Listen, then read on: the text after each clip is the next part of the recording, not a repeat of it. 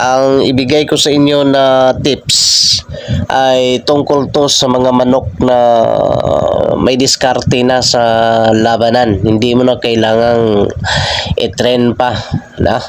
Hindi mo na kailangan i-train pa in a natural way na madidevelop ang kanyang flexibility at saka hindi nasisira ang diskarte niya, as I said a while ago, sa paglaban ng kalaban. Pero kasi kung minsan na pag tinitrain mo ang manok, lalong-lalo na pag so for example, ang manok mo nilagay mo sa malayo, tapos nagdadala ka ng manok patungo sa kanya, iba ang masisira yung diskarte ng manok pag ganun, kasi dahil tatakbo ang manok, kasi na tatakbo papunta sa kalaban niya. Madaling prone to defeat talaga yon. So madaling madaling matalo dahil sa prepared ang bangay takbo, hindi siya sa prepared kalaban. So dito ang ibibig ko sa meaning may hindi nasira ang diskarte ng laban ng iyong manok pag sinunod mo to. Okay, so dito ang estilo mo rito ay kailangan marami kayong 3x3 or limber. Marami kayong limber, o di kaya mayroon kayong kulungan ng manok wherein ang nasa lupa ang walang sahig, nasa lupa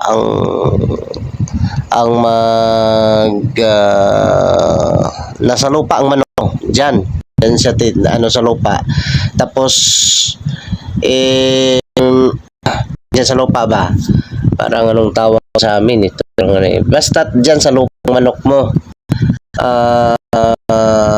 yun ang kulungan mo, kulungan mo na lang ang parang yun ang estilo mo, ha.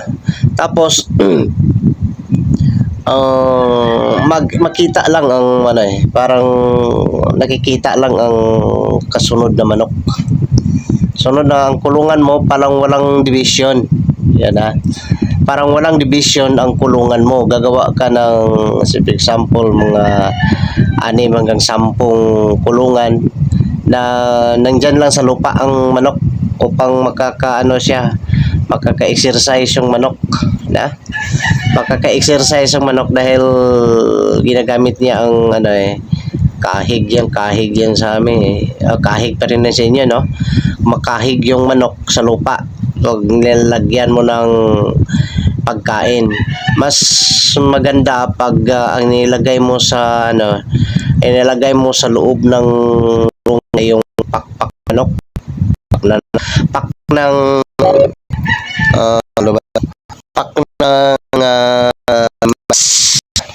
yun ang ilagay mo doon, kinakahig ng manok, na. So yan, di kaya pwede ang ilalagay mo ay yung yung lagari, mayroong gumagamit ng sinso, yung yung ng sinso, yung pag may nagsinso, mayroong bang tawag, mahirap kasi pag hindi ka Tagalog, Bisaya kasi ako mayroon bang mga naiwan sa sinso, mga kinakain ng sinso, yun ang ilalagay mo doon. Ngunit mas mainam pagpakpak ng mais ilagay mo. Pagkatapos, in between sa bawat manok, sa gitna ng bawat manok, sa gitna, huwag mong isunod-sunod yung mga manok mo. Sa gitna ay lagyan mo ng inahin sa gitna. So for example, pag 6 ang kulungan mo, una manok, tapos inahin, sunod manok, sunod inahin. Okay, una manok, sunod inahin, sunod manok, sunod inahin, sunod fighting cocks, manok, fighting cocks ang ibig sabihin, ha? Tapos inahin. ganon ka mag-train ng manok. Hindi mo na kailangang i-train pa yung manok mo. Diyan mo na lang ilalagay yung manok mo upang hindi kayo nahihirapan na mag-train pa ng manok. Tapos lagyan mo ng ilaw. Mura muna umaga hanggang sa gabi. Diyan mo lang ilagay, lagyan mo lang ilaw. Hindi ka na nahihirapan sa pag-training ng manok mo. Kaya nga dito, ito ang title ng ano natin, yung paksa natin yan. Prepare ng manok na walang kahirap-hirap. Ayan. Ang gamit ng sa iban dyan, ang pagpuenting ng manok. Sa akin dito, iba ang term na ginamit ko, pag-prepare ng manok. Kaya hindi tayo gumagamit ng mga salita ng ibang tao dahil baka magkakamali tayo sa mga ginagamit natin. So, pag-prepare ng manok, pag-training ng manok na walang kahirap-hirap. So, ganun my friend. So, ganun ka pag nag-prepare ng manok mo. Okay. So, ang gagawin mo, yun lang. Yun lang ang mag-prepare ka ng manok. At pag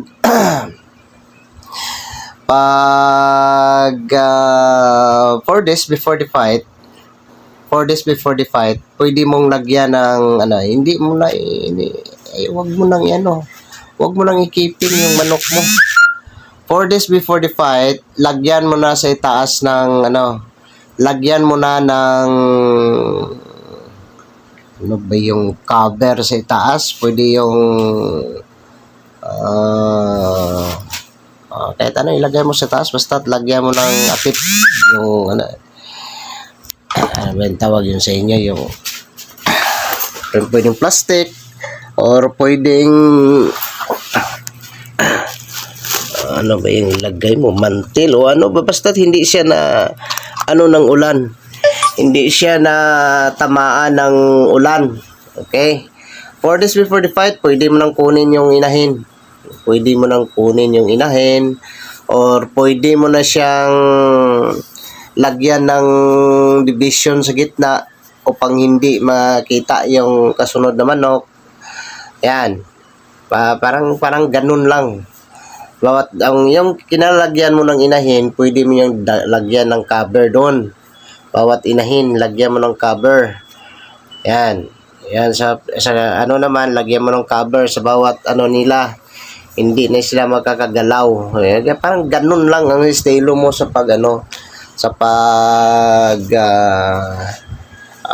prepare ng manok mo. Ganun na. Mo na siya, keeping mo na siya. Huwag mo nang ilagay kung saan mo ilalagay. Wasting of time na yun. Diyan mo na ilalagay. Lagyan mo lang ng takip sa itaas at sa tagiliran. Lagyan mo ng cover upang hindi gagalaw yung mga manok mo pag nakakita ng mga ibang mga manok na padaan-daan. At saka sa bawat gitna ng yung nilalagyan mo ba ng inahin, lagyan mo din doon ng yung tila, yung cover upang hindi masyadong gumalaw. 4 days before the fight.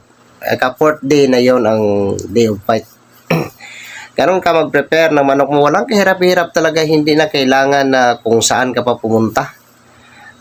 Magpapailaw ka pa ng manok mo. Lagyan mo ng ilaw doon. From the whole night. Basta't condition ng manok mo. Mayroon kasing style nila na iniilawan nila ang manok nila in a number of hours lang upang makakatulog. Basta't condition yung manok mo, parang tao yun eh. Ang tao kasi, basta't use ka na laging may ilaw, natutulog ka lang kahit mayroong ilaw. Condition ka na sa gabi, matutulog ka talaga. Basta't kahit mayroong ilaw. Ganun na ang mag-condition ka ng manok. Ilang taon na ako nagmamanok, ganun ako hindi ako nag-iilaw. Wasting of time na you have to wake up at dawn or you have to wake up at the middle of the night. Nagpapailaw ka ng manok mo.